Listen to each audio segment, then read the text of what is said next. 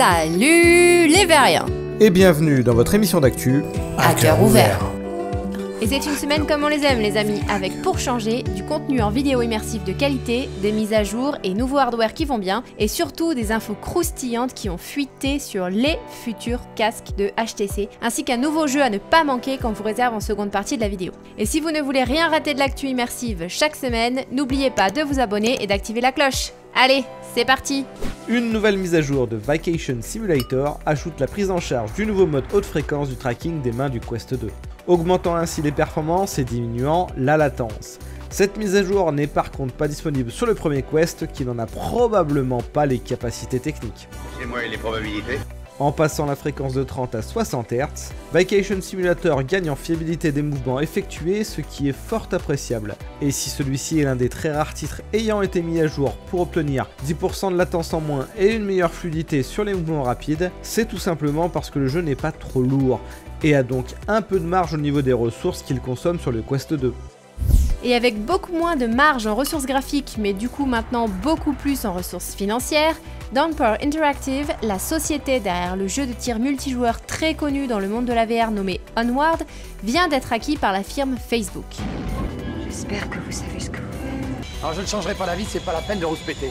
Celle-ci souhaite soutenir Onward pour en faire l'un des principaux jeux VR multijoueurs. Nous ne connaissons pas le prix de cette acquisition, mais Downpour a en tout cas confirmé que toute l'équipe rejoignait Facebook et qu'Onward resterait bien évidemment disponible sur Steam, que ce soit pour sa version Early Access actuelle ou sa version finale. Ce qui reste en suspens par contre, quant aux plateformes disponibles à venir, c'est bien évidemment les futurs projets de l'équipe de développement entièrement financés par Facebook. Que Downpour Interactive espère toujours officiellement diffuser au plus grand nombre, ceci n'infirmant ou ne confirmant absolument rien.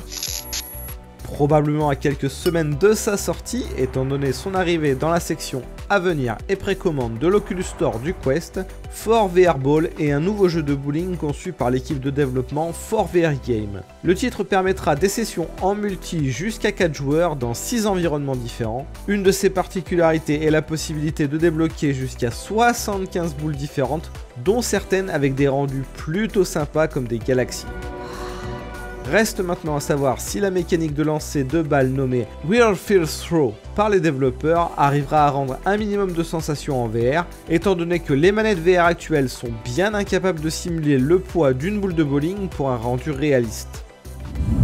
Joyway, les développeurs du jeu de simulation de course sur les toits nommé Stride, très inspiré de Mirror's Edge, annoncent que leur titre a été accepté sur l'Oculus Quest Store. Le studio a indiqué dans un tweet qu'il devait encore régler un certain nombre de détails avec l'équipe d'Oculus, mais que le portage vers le Quest était en phase de finalisation. Nous n'avons pas encore de date précise sur la suite, excepté le fait que la version PSVR sera repoussée fin 2021. Quoi qu'il en soit, il sera sans doute très agréable de pouvoir profiter du titre en sans fil sur le Quest, dont le catalogue se garnit de jour en jour pour le plus grand plaisir de ceux ayant fait l'acquisition de cette plateforme de jeu.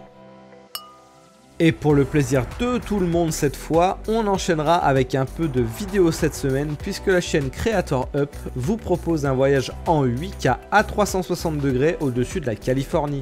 Vous volerez pendant 9 minutes du lac Tahoe jusqu'au célèbre parc national Joshua Trees et les magnifiques paysages sont rendus avec une qualité d'image vraiment excellente permettant de pleinement profiter des superbes panoramas. Si vous souhaitez faire un petit tour gratuit en Californie, je vous mets en description le lien vers la vidéo YouTube, mais également le lien dédié à l'Oculus Quest. Et on continuera en vidéo puisque nos confrères de VR4Player ont fait un travail assez remarquable et proposent, en attendant que Sony s'y colle, un trailer des manettes PSVR 2 afin de les présenter sous tous les angles.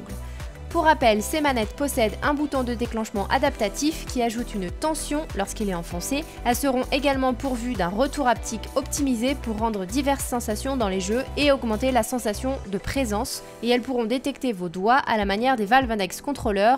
On vous laisse un lien dans la description si vous souhaitez voir le trailer au complet. Et un big up à VR4Player pour ce trailer. Allez, c'est le moment de... L'instant des contracts. HTC continue à faire du teasing avec divers vidéos. Alors les vues montrent assez clairement que les casques ou le casque dispose d'au moins 4 caméras pour le suivi inside out. Alors ça ressemble de très près quand même à l'Oculus Quest.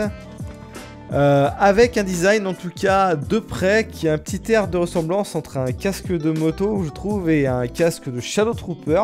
Je trouve ça assez cool, vu comme ça en tout cas de proche. Après le dernier cliché semble être un event assez large qui laisse à penser que il y a un système d'évacuation d'air actif pour empêcher un processeur interne de surchauffer. Et donc c'est donc à n'en point douter pour un casque autonome, ça on le sait.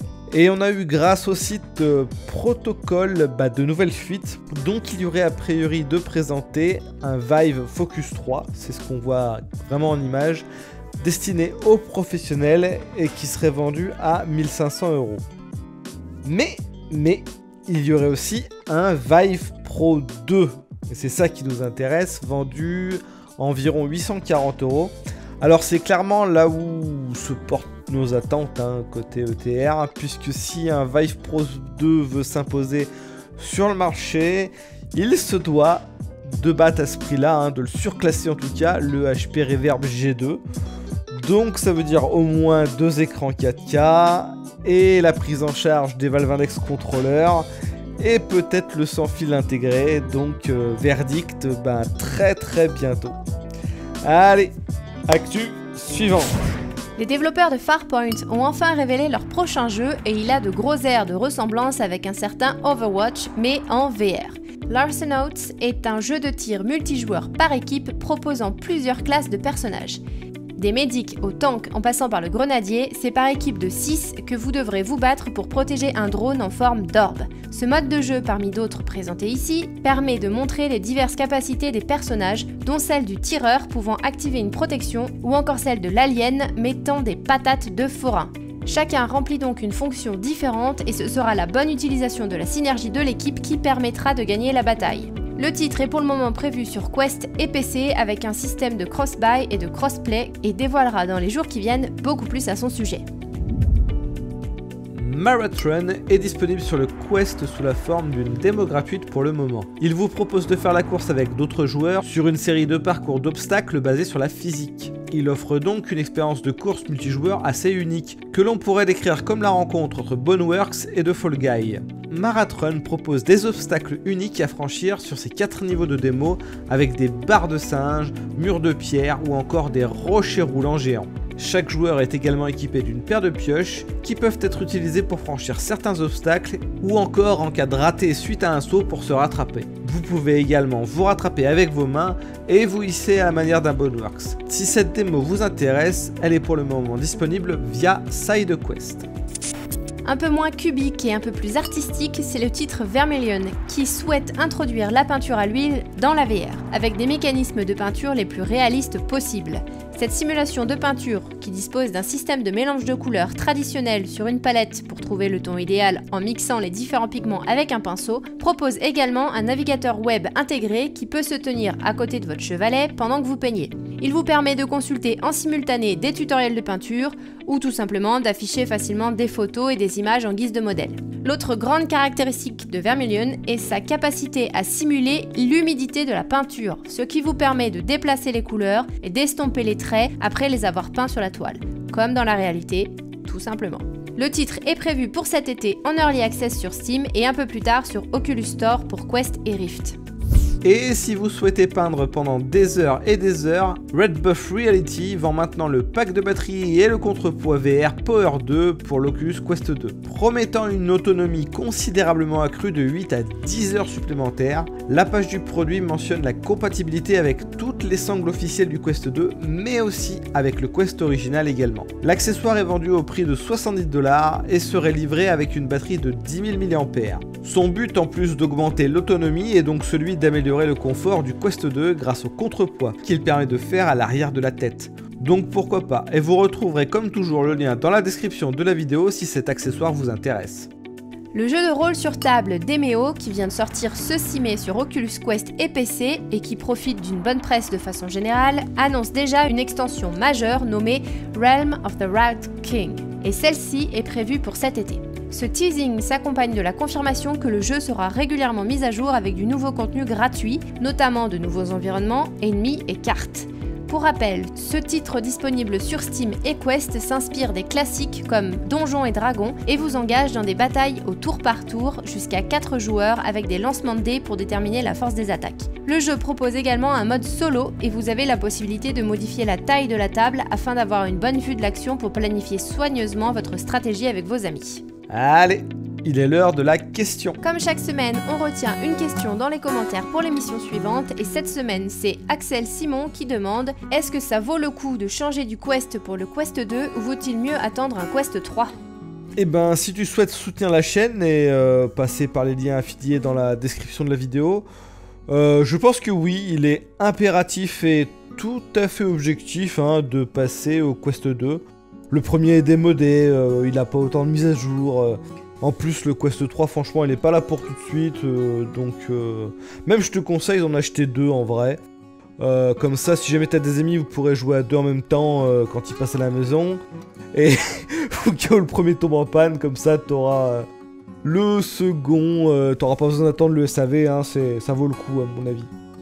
Par contre, si tu passes pas par nos liens affiliés... Nick a fait un comparatif que je te laisse en description entre le Quest 1 et le Quest 2 pour essayer de détailler au mieux ton avis. Le Quest 2 a, je trouve, une plus belle image parce que l'effet de grille est vraiment très réduit, quasi inexistant. Et il est plus puissant, donc t'as de plus jolis visuels. Et il va avoir sa première exclue bientôt, donc qui est Resident Evil 4 VR, et peut-être d'autres par la suite, donc bon.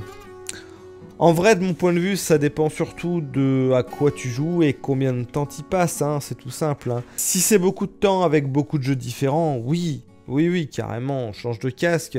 Si c'est juste pour jouer une fois par semaine à Beat Saber et une fois par an un autre jeu, non. Là, tu attends patiemment le Quest 3. Le tas de ferraille fera l'affaire. Et voilà, c'est la fin de cette récap. On espère comme d'hab que ça vous a plu. Et si c'est le cas, n'oubliez pas le pouce bleu et un petit commentaire pour le référencement. On vous fait des bisous, à la semaine prochaine. Ciao ciao.